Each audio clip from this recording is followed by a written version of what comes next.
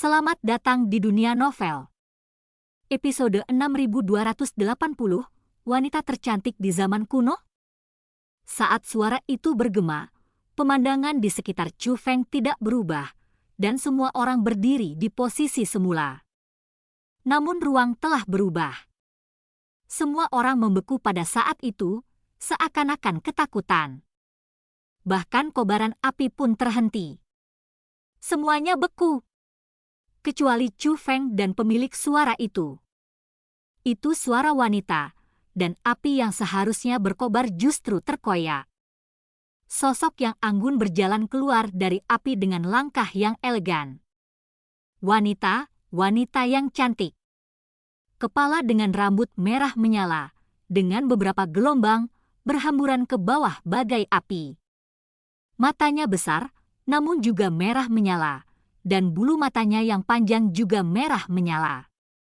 Tidak seperti mata Xiao Yuer, mata Xiao Yuer seperti langit berbintang, bersih, indah dan diinginkan. Mata wanita itu penuh dengan godaan. Terutama bibirnya yang tebal, sangat seksi. Selain wajahnya yang cantik dan seksi, gaya berpakaiannya juga sangat berani. Itu adalah jubah spiritualis roh dunia. Jubah spiritualis roh dunia berwarna merah menyala itu awalnya sangat panjang, tetapi sisi rok di bawah pinggangnya terbelah, sehingga samar-samar terlihat sepasang paha wanita yang tidak terlalu ramping tetapi sangat putih, menjulang. Selain paha, ada bahu. Bahu wanita itu langsung terekspos. Terutama saat dia berjalan keluar dari kobaran api, cahayanya mengalir turun dan mendarat di bahunya, membuatnya begitu putih dan bersinar. Penampilannya membuat kata cantik menjadi konkret. Namun, tatapan Chu Feng lebih terfokus pada kepala wanita itu. Karena ada dua tanduk yang menjulur dari atas kepala wanita itu adalah tanduk naga. Siapa kamu? Chu Feng memiliki beberapa tebakan di benaknya, tetapi itu tidak dapat dipercaya. Dia masih bertanya, apakah Anda Tuan Naga Leluhur? Wah, Tuan Naga Leluhur?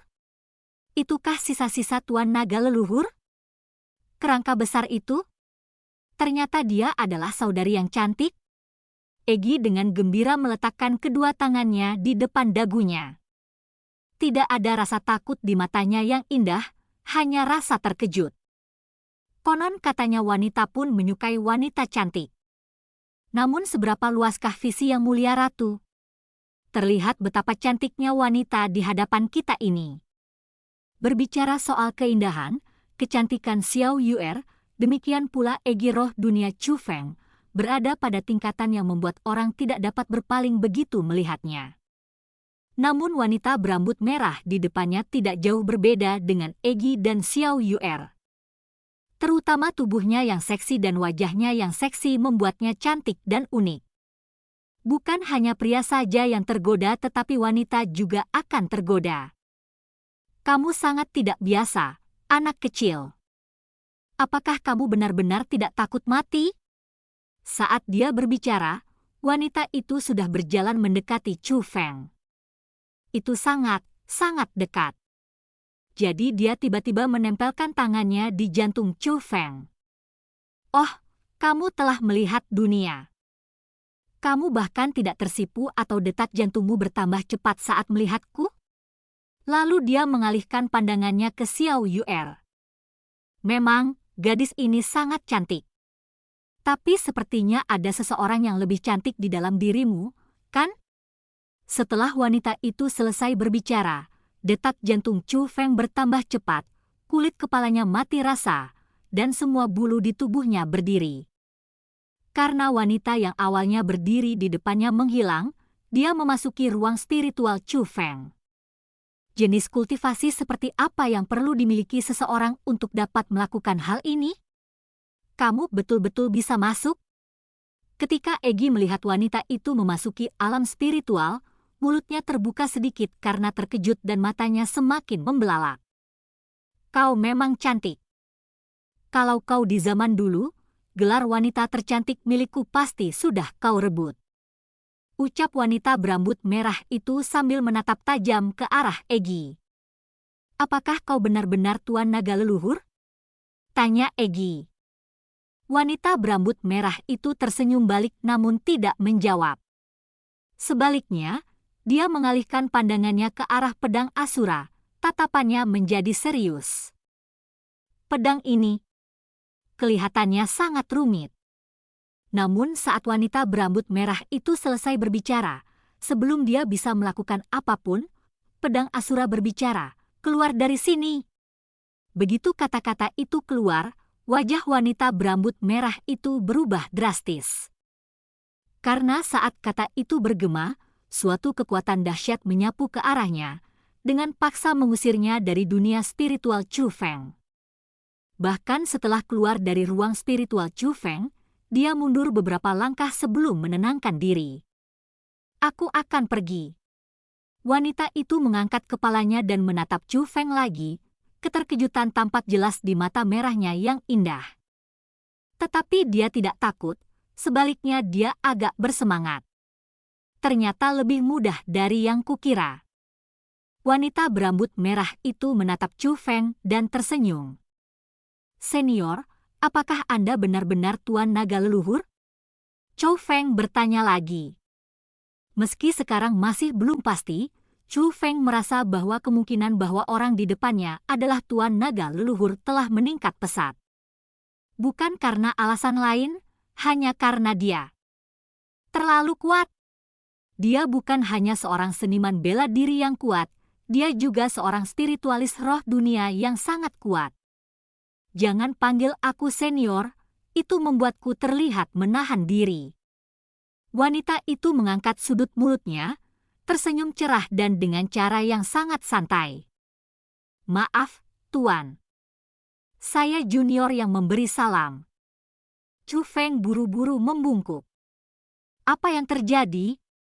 Aku sudah bilang padamu untuk tidak menahan diri, tetapi mengapa kamu malah semakin menahan diri?" Wanita itu mengerutkan kening dengan tidak senang. Lalu, Chu Feng juga sedikit bingung. "Panggil aku kakak." Egilah yang mengingatkan. "Kakak." Chu Feng merasa ada yang tidak beres, tapi dia mengatakannya tanpa sadar. Namun siapa sangka, wanita berambut merah itu tak hanya tersenyum bahagia, namun juga bertepuk tangan girang, "Wah, betul sekali." Kemudian, wanita berambut merah itu muncul di samping Chu Feng seperti hantu, dan dengan berani meletakkan lengannya di bahu Chu Feng, memeluk Chu Feng dalam pelukannya. Wanita ini terlalu menonjol. Jarak seperti itu membuat Chu Feng merasa lembut.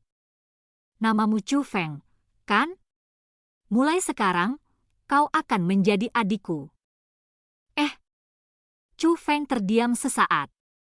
Jantungnya berdetak lebih cepat bukan karena kecantikan wanita itu, tetapi karena perilakunya. Apa yang sedang terjadi?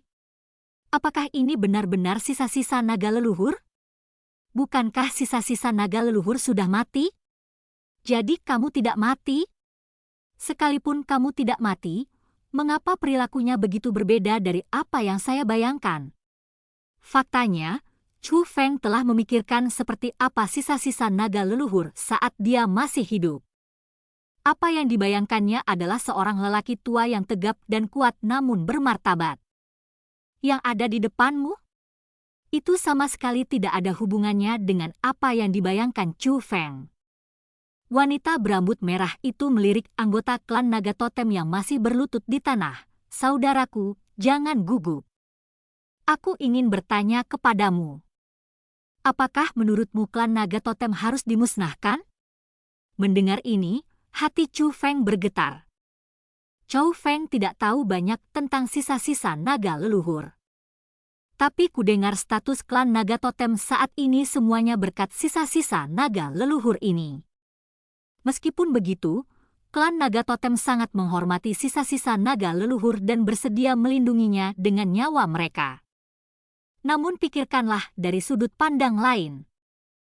Karena patriark pertama klan naga totem membangun keluarganya dengan bantuan sisa-sisa naga leluhur, dia pasti juga memanfaatkan harta yang ditinggalkan oleh sisa-sisa naga leluhur. Apakah itu harta karun sungguhan atau kekuatan yang tersisa di dalamnya, itu pasti telah digunakan. Senior, klan naga totem tidak pernah bersikap tidak hormat kepadamu. Ketika mereka pertama kali menemukanmu, mereka tidak dapat merasakan kekuatan hidupmu dan mengira kau sudah mati. Dan mereka juga keturunan ras naga. Mereka mungkin telah melakukan beberapa hal demi kultivasi, tetapi mereka juga sangat menghormati Anda. Mereka akan selalu mengingat kebaikanmu di hati mereka. Tanpamu, mereka tidak akan berada di tempat mereka saat ini. Khususnya sekarang, para anggota suku totem naga ini rela mengorbankan nyawa mereka untukmu. Mereka benar-benar menganggapmu sebagai leluhur mereka. Pemimpin sekte abadi langit surgawi tidak menghormatimu. Klan naga totem bertarung untukmu. Kau seharusnya bisa melihatnya, kan? Chu Feng buru-buru berbicara mewakili klan naga totem, khawatir akan apa yang mungkin dilakukan wanita berambut merah itu. Namun wanita berambut merah itu melepaskan tangan yang memegang Chu Feng, mengerutkan kening, dan menghadapinya, menatapnya lekat-lekat. Menghadapi tatapannya, Chu Feng juga sedikit panik.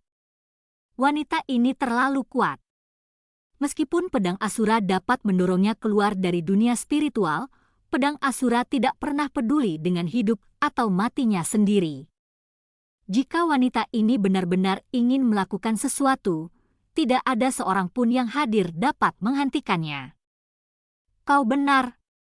Tanya wanita berambut merah itu. Saya mungkin salah, tapi... Chu Feng hendak menjelaskan, tetapi wanita itu mengerutkan bibirnya dan berkata, bukan apa yang kau katakan, tetapi bagaimana kau memanggilku. Bukankah aku kakakmu? Mengapa kau memanggilku senior? Chu Feng terdiam beberapa saat. Itulah maksudnya, bukan? Dan cerita pun berakhir, sampai jumpa di cerita berikutnya di dunia novel.